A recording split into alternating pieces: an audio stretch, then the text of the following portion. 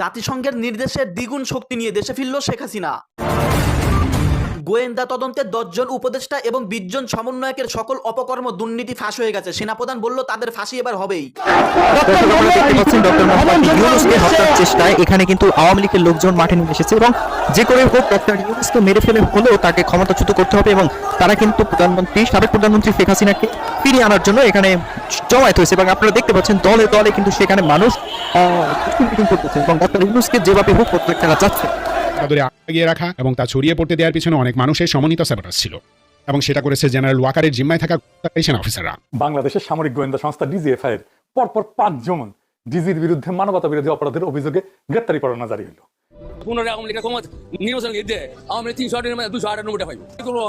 সরকার আছে কি বললে মনে হয় সবাই ব্যস্ত কার্ড পাবেন না। আমি রুসে জিজ্ঞেস করি টাকা কি তার বাপের টাকা, বা যে এই কার্ড বন্ধ করছে তাদের টাকা? এই টাকা তো জনগণের ট্যাক্সের টাকা।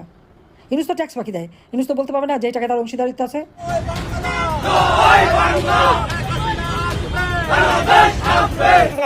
আমি মনে করি সাবেক প্রধানমন্ত্রী শেখ হাসিনা একজন নিরাপরাধ ব্যক্তি। আসন্ন নির্বাচন বানচাল করতে মরিয়া কার্যক্রম স্থগিত আওয়ামী লীগ। এই লক্ষ্যে দেশের পরিস্থিতি অস্থিতিশীল করতে ঝটিকা মিছিল সহ গোপনে বিভিন্ন ষড়যন্ত্র করছেন ডক্টর ইউনূস সাহেবকে নিয়ে। এটা অনেকটা মেঘ না চাইতে বৃষ্টি। আইছিল আমার কসুরি তো তাই আমি তার বাস দিয়ে দিছি আসল আবাস। একটা বড় ধরনের রাঘব বোয়াল শেষ করে আজকে হিসাবটা সমান সমান বলেছে ঈদ মুবারক। হাতে মারতে না পারলেও ভাতে মারাটা কিন্তু ভালোই শিখছে আমাদের। আবারও আগুনের খেলা শুরু করে দিয়েছে শেখ হাসিনা দিল্লি বসে।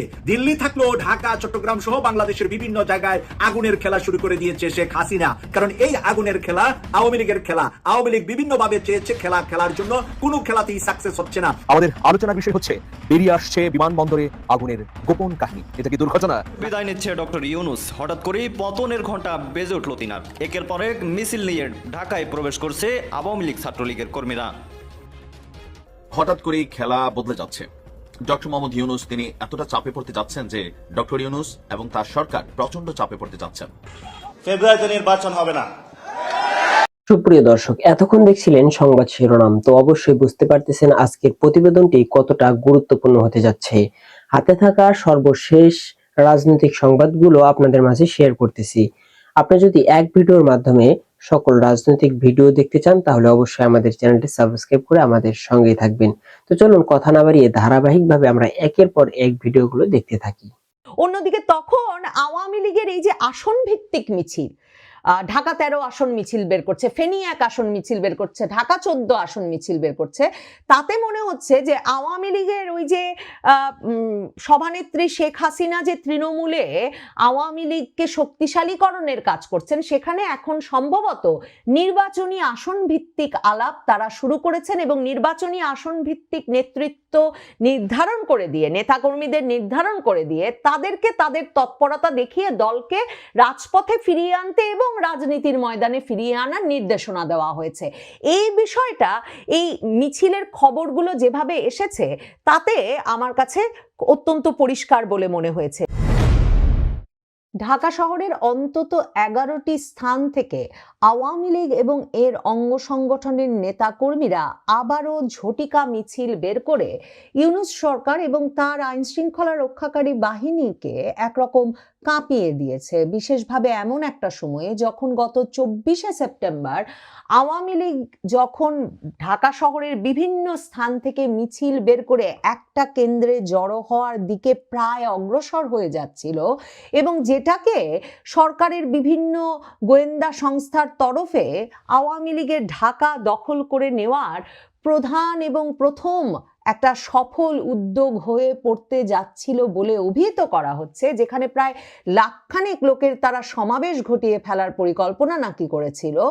ওই দিনে মানে 24শে সেপ্টেম্বর যখন আওয়ামী লীগের অন্তত 244 জনকে পুলিশ গ্রেফতার করে ফেলে একটা মিছিল সংগঠনের জায়গা থেকেই, ফার্মগেট থেকে পুলিশ এবং সেনাবাহিনী মিলে, এবং সেই 244 জনকে জিজ্ঞাসাবাদ করে হেফাজতে নিয়ে নানা রকম প্রশ্নের মাধ্যমে যখন পুলিশ এবং আইন শৃঙ্খলা রক্ষাকারী বাহিনী ভাবছিল যে তারা হয়তো আওয়ামী লীগ এবং এর অঙ্গ সংগঠনের মিছিল সাজানোর এবং মিছিল রাজপথে নামিয়ে ফেলার যে নেটওয়ার্ক, সেটা এক রকমের ভেঙে দিতে সক্ষম হয়েছে, তখন এই সপ্তাহ তিনেকের মাথায় আওয়ামী লীগ আবারও ঢাকা শহরের বিভিন্ন জায়গায় একত্রে নানা সময়ে দিনের নানা ভাগে দিনে দুপুরে প্রকাশ্যে যানজটের মধ্যে জনসমাগমের মধ্যে মিছিল বের করে নিয়ে আসে এবং এর ফলে স্বাভাবিকভাবে আবারও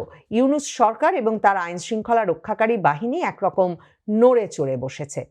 দেখেন, আওয়ামী লীগ যেই জায়গাগুলোতে মিছিল করেছে সেই জায়গাগুলোর কথা যদি একটু বিবেচনা করি, কুর্মিটোলা জেনারেল হাসপাতালের উল্টো পাশ থেকে মিছিল হয়েছে, শনির আখড়া এলাকায় মিছিল হয়েছে, ওয়াডির জয়কালী মন্দির এলাকায় মিছিল হয়েছে, এছাড়া ধানমন্ডির আবাহনী মাঠের কর্নার, তেজগাঁও শিল্পাঞ্চলের মিছিল, 7 রাস্তা মোড়, এলিফ্যান্ট রোড, বাটা সিগন্যাল, উত্তরা 3 নম্বর সেক্টর, আগারগাঁও বেতার ভবন কিংবা রমনার মৎস্য ভবন এলাকার মিছিলগুলোর কথা সংবাদ মাধ্যমে রিপোর্টেড হতে দেখা যাচ্ছে। মতিঝিলের দিলকুশাতেও একটা মিছিলের কথা আমি পত্রিকায় দেখছি।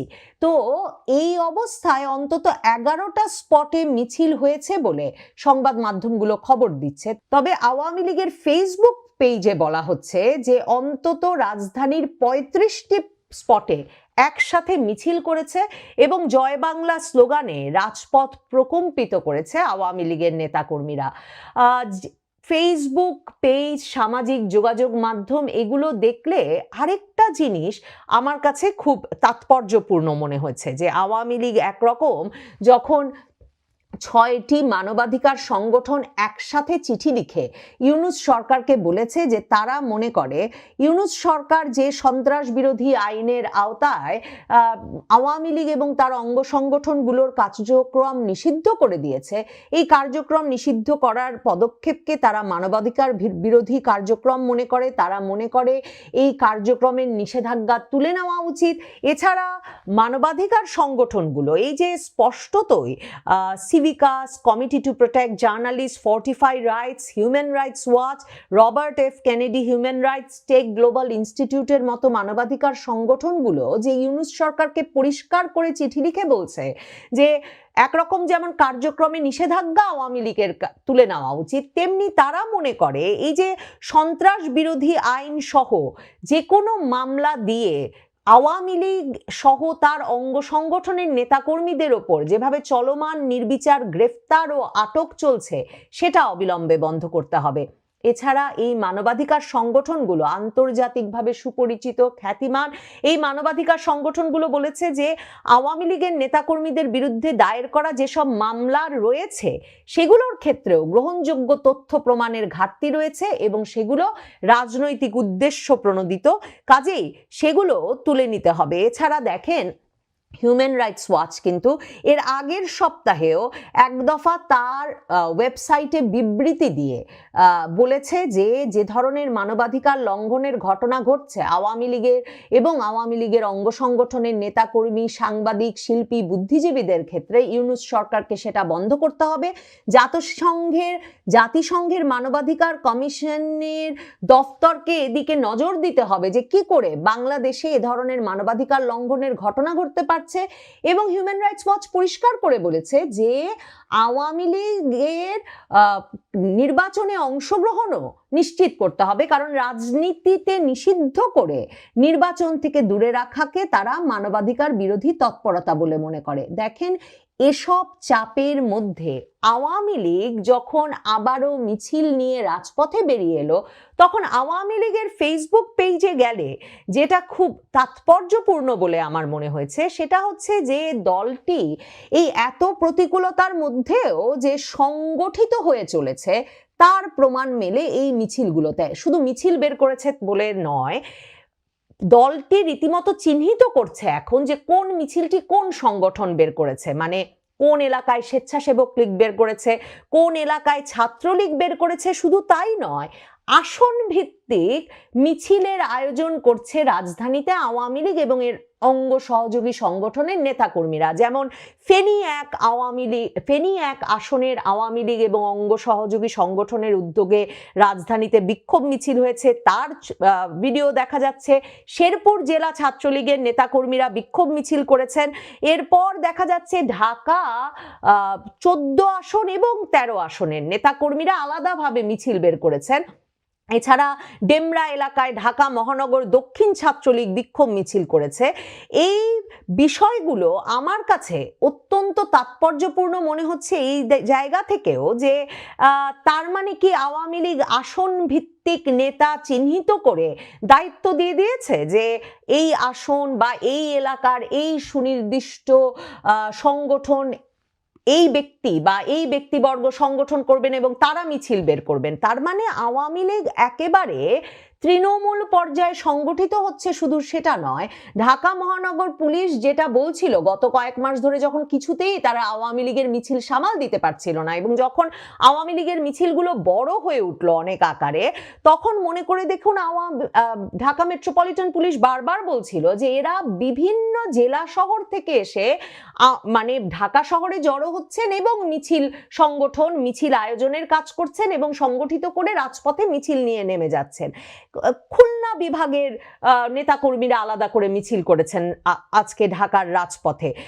তো এই বিষয়গুলো মাথায় রাখলে বুঝতে অসুবিধা হয় না যে আওয়ামী লীগ সারা বাংলাদেশ জুড়ে ছড়িয়ে পড়ছে এবং তারই প্রেক্ষিতে সারা বাংলাদেশের বিভিন্ন জায়গায় যেমন মিছিল হচ্ছে, বিভিন্ন জায়গার নেতা কর্মীরা সংগঠিত হয়ে রাজধানীতেও তারা মিছিল নামাচ্ছেন। মানে দলটি আসলে তৃণমূলে ব্যাপকভাবে শক্তি বৃদ্ধি করছে এবং সংগঠিত হচ্ছে এই ভয়াবহ প্রতিকূলতার মধ্যে। আর আমার কাছে যে জন্য তাৎপর্যপূর্ণ মনে হচ্ছে সেটা হচ্ছে